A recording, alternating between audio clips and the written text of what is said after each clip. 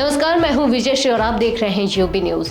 रूस यूक्रेन युद्ध ने अब एक और खतरनाक मोड़ ले लिया है, जहां एक तरफ रूसी राष्ट्रपति व्लादिमीर पुतिन की जान लेने की कोशिश का दावा किया गया है, वहीं दूसरी ओर यूक्रेन पर अब तक का सबसे बड़ा हवाई हमला हुआ है।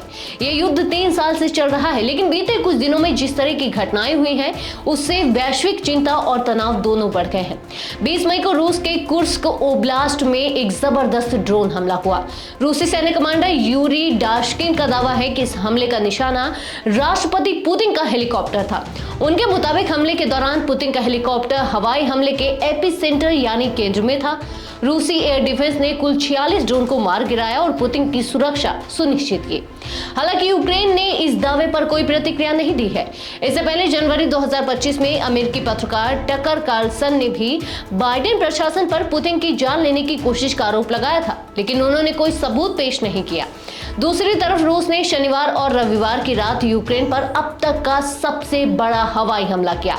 इस हमले में कुल 367 ड्रोन और मिसाइल दागे गए।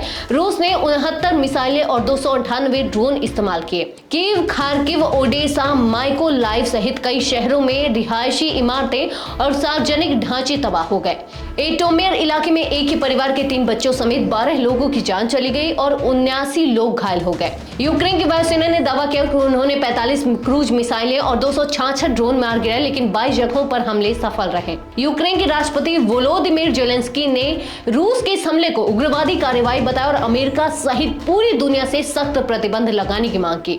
उन्होंने कहा कि अमेरिका और बाकी दुनिया की चुप्पी पुतिन को और हमले करने का हौसला दे रही है। इस बीच यूक्रेन ने भी जवाबी कार्रवाई तेज कर दी है। रूस के बेलगोरोड ओब्लास्ट में रेल लाइन पर विस्फोट हुआ, जिसे यूक्रेन की ओर से लगाया गया बम बताया जा रहा है। तुला इलाके में एक केमिकल प्लांट और जापोरिझिया में रूसी ईंधन टैंकों पर ड्रोन हमले किए गए।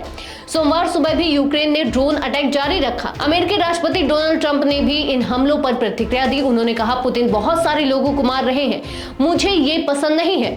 उन्होंने 30 दिन के युद्ध विराम का प्रस्ताव रखा, लेकिन रूस ने अभी कोई जवाब नहीं दिया। उधर युद्ध के बीच रूस और यूक्रेन के बीच बंदियों की सबसे बड़ी अदला बदली हुई। दोनों देशों ने 1000 बंदियों को रिहा किया, जिसकी प्रक्रिया इस्तांबुल में समझौते के बाद पूरी हुई। इस घटनाक्रम ने युद्ध की गंभीरता को और बढ़ा दिया है। अब सबकी नजरें अमेरिका और यूरोपीय देशों की आगे की रणनीति पर टिकी है।